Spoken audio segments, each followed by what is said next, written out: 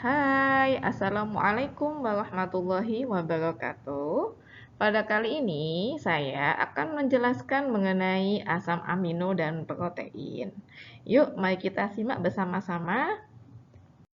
Apa itu protein? Jika kita bicara tentang protein, selalu tak jauh ya dari lauk pauk yang sering kita makan dalam keseharian kita. Protein memang selalu diidentikan dengan sesuatu yang jadi lauk. Kalau di Indonesia itu ada daging, ada seafood, ada berbagai macam daging unggas. Nah, apa itu protein? Baik, protein adalah molekul yang sangat vital untuk organisme dan terdapat di semua sel. Protein ini merupakan polimer yang dengan istilah polipeptida, disusun oleh 20 macam asam amino standar yang dihubungkan dengan ikatan peptida. Jadi di sini penyusun dari protein adalah asam amino. Rantai asam amino dihubungkan dengan ikatan kovalen yang spesifik. Kemudian struktur dan fungsi ditentukan oleh kombinasinya, jumlah dan urutan asam amino penyusun polimer tersebut. Nah, di sini sifat fisik dan kimiawi dari protein dipengaruhi oleh asam amino penyusunnya.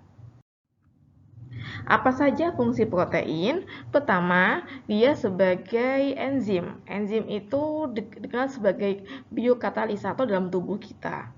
Kemudian untuk sistem imun kita, untuk antibodi, kemudian untuk menyusun mekanisme tubuh kita ada tendon, kemudian ada penyusun otot kita, dan untuk jaringan saraf ya, untuk mata kita. Jadi lensa mata kita pun juga protein dan banyak hal yang merupakan fungsi-fungsi dari protein. Kemudian kita baca tentang klasifikasinya. Protein itu banyak dibedakan berbagai dari jenis klasifikasi. Pertama, berdasarkan fungsinya. Jika berdasarkan fungsinya ada enzim, ada protein cadangan, ada protein transport, protein kontaktil, toksin, hormon, dan struktural. Kemudian berdasarkan kelarutannya dalam zat pelarut, ada albumin, globulin, prolamin, glutein. Nah, ini nanti kita pelajari dari struktur asam aminonya ya. Kemudian di sini berdasarkan sudut konformasinya ada yang bentuknya serabut, ada bentuknya globular. Kemudian kalau strukturnya ada yang primer, sekunder, tersier maupun kuartener. Nah, sekarang kita bahas apa itu asam amino. Asam amino itu unit penyusun dari protein ya. Ini suatu dasar dari asam amino. Jadi asam amino itu punya gugus amin di sini ada NH3 di sini ya. Kemudian ada gugus karboksil, ada COOH-nya. Kemudian dia memiliki satu atom hidrogen dan memiliki gugus samping alkil di sininya. Nah, jadi pembeda dari masing-masing asam amino itu tergantung dari gugus alkil sini. Kalau gugus alkilnya nonpolar, otomatis proteinnya juga nonpolar. Kalau gugus alkilnya dia polar, ya polar. Jadi gugus alkil ini atau rantai samping ini menentukan karakteristik dari asam amino. Nah, berikut ini lebih jelasnya untuk struktur dasar dari asam amino. Jadi di sini C alfa. C alfa itu karbon yang berikatan dengan C karbonil ya, karbon nomor 1 yang berikatan dengan karbonil. C alfa ini mengikat NH2, mengikat alkil, dan mengikat hidrogen. Nah, gugus alkil, rantai samping tiap asam amin itu beda-beda ya. Nah, gugus alkil ini menentukan strukturnya, ukuran, muatan elektrik, sifat kelarutan dalam air. Jadi kalau beda gugus alkilnya atau rantai sampingnya, dia menentukan karakteristiknya ya. Berikut ini saya sampaikan tentang karakteristik asam amino. Pertama, di sini asam amino itu kalau kita amati dari strukturnya itu dia memiliki dua muatan, bermuatan positif, bermuatan negatif. Dan di sini muatan positifnya itu diambil dari H+ yang di sininya ya. Kemudian negatifnya dari COO-. Nah, di sini karena dia memiliki muatan positif dan negatif dalam satu struktur, dikenal dengan istilah Zwiter ion, bermuatan ganda. Kemudian, sebagian besar di sini atom karbonnya bersifat asimetris kecuali glisin. Nah, selain itu Asam amino bersifat optis aktif, dia mampu memutar cahaya bidang terpolarisasi. Jadi di sini nanti kalau kita baca tentang asam amino, dia kan bisa dalam bentuk positif, bisa dalam bentuk negatif. Nah, kalau dalam bentuk positif seperti ini, dia berada pada posisi lautan asam. Kalau negatif, lautan basa. Nah, di sini karena dia memiliki sisi positif, maksudnya sisi asam, sisi basa, dia bersifat amfoter. Amfoter itu bisa sebagai asam, bisa sebagai basa.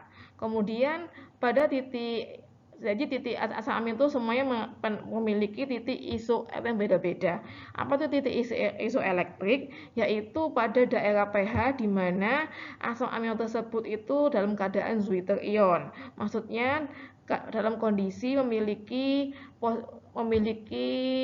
muatan positif maupun muatan negatif dengan Zwitter ion. Jadi pH pada saat kondisi tersebut dikenal dengan istilah titik isoelektrik atau isoionik. Kemudian di sini klasifikasi berdasarkan gugus rantai sampingnya. Di sini nanti kita bisa mengidentifikasi manakah asam amino yang bersifat hidrofobik, manakah yang hidrofilik, manakah yang polar maupun non polar, atau ada atau tidaknya gugus terionisasi. Nah, ini kalau kita klasifikasikan, asam amino itu ada yang aromatik alias dia mengikat cincin benzen dalam strukturnya. Kemudian asam amino bisa juga bersifat polar, bisa juga bersifat asam, bisa bersifat basa maupun bersifat non polar. Mari kita bahas satu persatu ya. Pertama, di sini membahas asam amino non polar. Jadi di sini yang memiliki salah satu contoh dari asam amino non polar adalah golongan metionin, alanin, valin, leusin, isoleusin dan prolin. Di sini dia bersifat hidrofobik karena dia memiliki rantai hidrokarbon yang non polar. Jadi di rantai hidrokarbonnya tuh hanya CH dengan H, tidak memiliki gugus atau negatif. Kemudian di sini prolin bersifat siklis. Kemudian kalau kita amati nanti metionin mengandung gugus sulfur.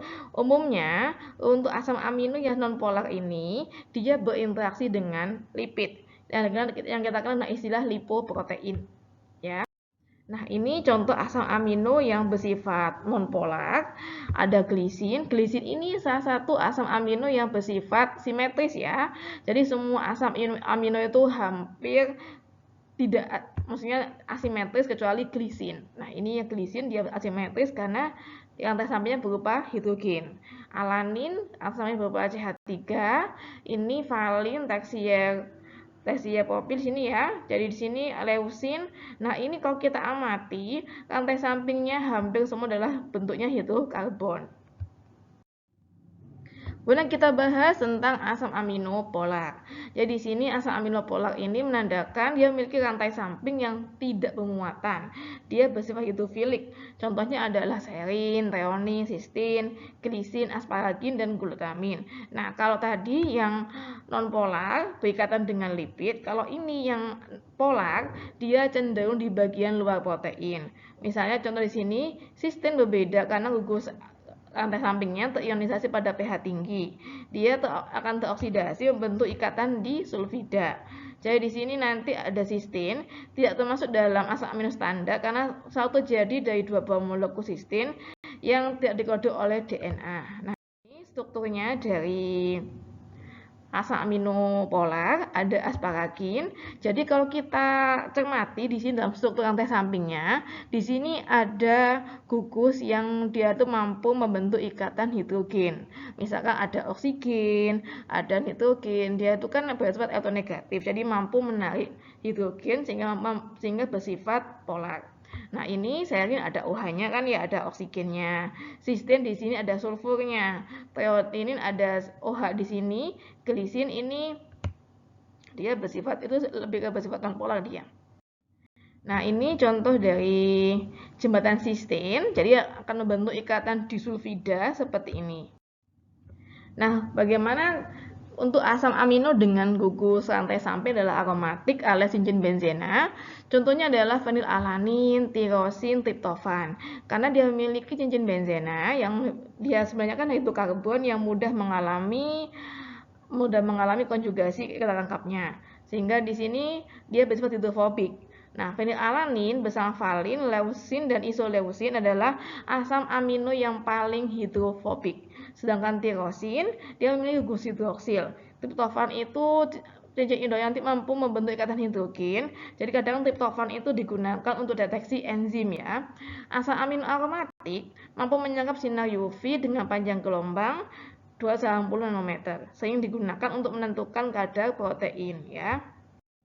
Nah, ini contoh dari asam amino dengan rantai samping berupa memiliki cincin benzena, ada fenilalanin, ada tirosin, ada triptofan. Kemudian asam amino dengan rantai samping bermuatan positif. Contohnya ada lisin, arginin, ada histidin. Jadi dia ini karena dia memiliki rantai positif, mempunyai gugus yang bersifat basa pada rantai sampingnya. Dia bersifat polar, terletak di permukaan protein dan mengikat air. Jadi histidin mempunyai muatan mendekati netral ya. Jadi dia itu biasanya digunakan sebagai dalam reaksi enzimatis yang melibatkan pertukaran proton. Nah, ini contohnya asam amino bersifat basa. Jadi sebagai suatu penanda, kalau dia bersifat basa, tandanya dia bermuatan positif. Muatan positif ini karena dia memiliki unsur nitrogen pada rantai sampingnya. Jadi kalau ini ada N ya, ada N, dia itu bermuatan positif, tandanya dia masih kekurangan dari hidrogennya tadi. Nah, ini. Jadi sebagai clue kalau asam amino basa dia bermuatan positif ya. Berikutnya, bagaimanakah dengan asam amino yang memiliki rantai asam muatan negatif? Contohnya seperti asam aspartat dan asam glutamat. Di sini dia memiliki gugus karboksil pada rantai sampingnya, sehingga bermuatan negatif dan asam pada pH itu. Nah, ini contoh ada asam aspartat, ada asam glutamat. Jadi rantai sampingnya itu memiliki gugus hidroksil ya. Maaf, gugus karboksil. Ini ya, jadi ada omin di sininya.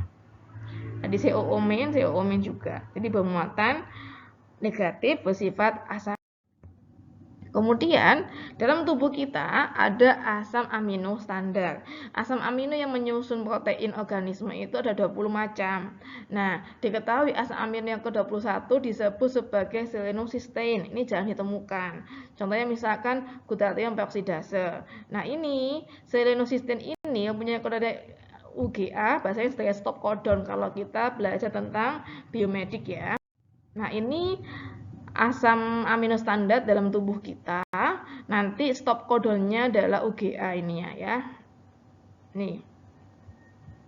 Nanti ini kita bahas lagi dalam materi asam nukleat ya. Kemudian ada juga asam amino non standar. Jadi merupakan asam amino di luar 20 macam yang standar tadi. Nah, di sini terjadi karena adanya modifikasi yang terjadi setelah suatu asam amino standar menjadi protein. Kurang lebih ada 300 asam amino non standar yang dijumpai dalam sel. Contohnya di sini adanya modifikasi serin yang mengalami reaksi fosforilisasi oleh protein kinase. Jadi ini fosfoserin ini merupakan salah satu contoh asam amino non standar. Nah, ini ada hidroksilisin, ada situlin, ada L-omitin. Jadi dia merupakan modifikasi dari lisin, modifikasi dari valin ya. Nah, di sini contohnya dia hidroksilisin ini terdapat di kolagen dan miosin, protein pada fungsi otot dan untuk sisi terikatnya polisakarida. Nah, beberapa ditemukan asam amino non standar ini yang tidak menyusun protein. Misalnya dia merupakan senyawa antara metabolisme. Bisa misalkan biosintesis arginin dan urea. Nah, contoh ini ada hidroksipolin, merupakan salah satu modifikasi dari prolin.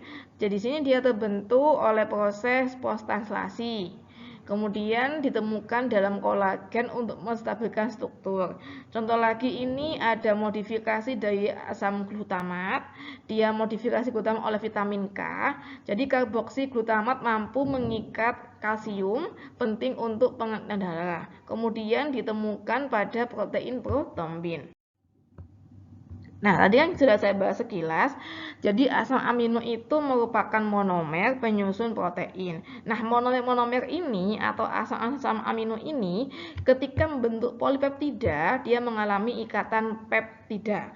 Jadi ikatan peptida itu merupakan ikatan kovalen ya, yang terjadi antara COO main ini dengan NH plus ini ya. Kemudian dia mengalami kondensasi dengan melepaskan H2O, membentuk ikatan antara C karbonil dengan nitrogen. Nah, ini ikatan antara C dengan ini disebut sebagai ikatan peptida. Nah, ini kan contoh salah satu dari polipeptida, dia merupakan gabungan dari asam amino, alanin, tirosin, aspartat, dan glisin. Jadi ini dia mengalami berbagai, ini maksudnya ini ada triptofan ini ya. Nah, ini kalau kita maafin tirosin, ternyata tirosin, jadi ini dia bergabung asam aminonya membentuk polipeptida. Ikatannya adalah ikatan peptida. Nah, ini kita lihat di mana sajakah ikatan peptidanya. Nah, ini di sini ada ikatan peptida ini, kemudian ini. Nah, jadi pokoknya ikatan antara C karbonil dengan nitrogen. Kemudian protein itu dia juga bisa mengalami kerusakan atau kita kenal dengan istilah denaturasi. Apa itu denaturasi? Yaitu perubahan yang besar dalam struktur alami protein. Di sini dia apa ya? Karena faktor itu jadi dia itu tidak merusak ikatan peptidanya, tapi merusak ikatan non-kovalen yang mempertahankan struktur protein oleh berbagai manipulasi, sehingga dampak dari denaturasi itu protein tersebut kehilangan aktivitas biologisnya. Nah, denaturasi dapat disebabkan oleh panas, pH ekstrim, pelarut organik, pengguncangan intensif, dan deterjen. Protein yang terdenaturasi akan berkurang kelarutannya. Karena apa? Lapisan molekul bagian dalam yang bersifat hidrofobik akan keluar, sedangkan bagian hidrofilik akan terlipat ke dalam. Jadi ada perubahan strukturnya ya dari protein yang mengalami denaturasi. Pertama kita bahas denaturasi karena panas. Jadi panas itu atau suhu tinggi dapat digunakan untuk mengacaukan ikatan hidrogen dan interaksi hidrofobik non-polar. Hal ini terjadi karena suhu tinggi dapat meningkatkan energi kinetik dan menyebabkan molekul penyusun protein bergerak atau bergetar sangat cepat sehingga mengacaukan ikatan molekul tersebut. Jadi di sini beberapa makanan dimasak itu dapat mengalami denaturasi protein karena panas ya. Kemudian denaturasi karena asam dan basa. Di sini protein akan mengalami kekeruhan terbesar pada saat mencapai pH isoelektrik, yaitu pH di mana protein memiliki muatan positif dan negatif yang sama. Pada saat inilah protein mengalami denaturasi yang ditandai dengan kekeruhan yang meningkat dan timbulnya gumpalan. Jadi di sini ini kan dia dalam bentuk isoelektrik ya. Nah, ketika dia ditambahkan dengan asam dia akan mengendap. Nah, ini tergantung dia itu muatannya apa dulu. Kalau asam amino muatannya positif, ketika ditambahi asam dia akan mengendap. Kalau muatannya negatif, jadi dia kondisi basa akan mengendap. Kemudian denaturasi karena logam berat. Logam berat seperti misalkan Pb, Hg, Ag, Ti, dan kadmium itu dapat mendenaturasi protein sama halnya dengan asam dan basa. Nah, kenapa dia bisa mendenaturasi protein? Jadi di sini ini akan terjadi reaksi antara garam logam berat akan mengakibatkan bentuknya garam protein logam yang tidak larut. Protein pemberian logam berat ini pada sama protein dapat mengendapkan protein yang bermuatan negatif. Selain itu, denaturasi juga awalnya itu diawali dengan proses koagulasi atau pembentukan gumpalan. Faktor koagulasi ini diantaranya adalah karena efek pemanasan, adanya asam, adanya enzim-enzim, perlakuan mekanis misalkan kayak pengocokan yang terlalu kuat, dan penambahan garam. Sekian penjelasan dari saya tentang protein dan asam amino. Semoga bermanfaat. Jika ada yang tanyakan, silakan tanyakan pada grup WA. Terima kasih.